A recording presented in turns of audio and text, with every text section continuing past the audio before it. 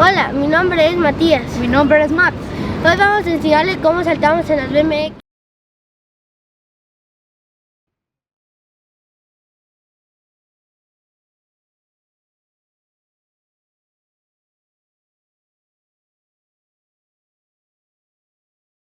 ¿Qué saltó?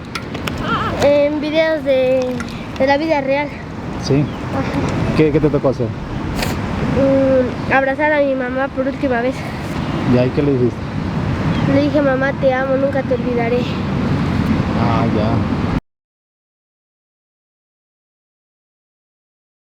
¿Cómo llamas tú? Max.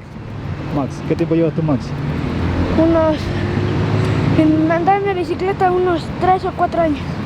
Ya, y practicando aquí. Practicando unas semanas. John, ¿estás aprendiendo? Sí. Ah, ya. ¿Qué tiempo llevas aquí en la pista ya? Yo voy más con otra bicicleta, con esta voy 2 días aquí. Ah, ya, chévere. ¿Te gusta el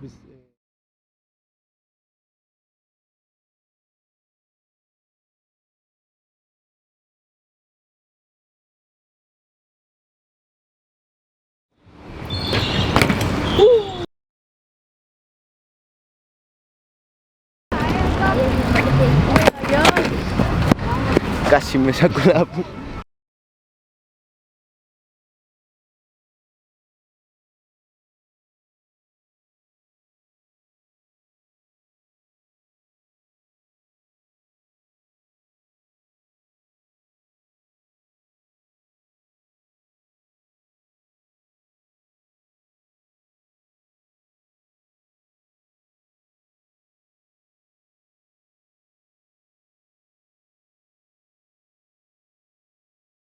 Un saludo para todos los de esa página.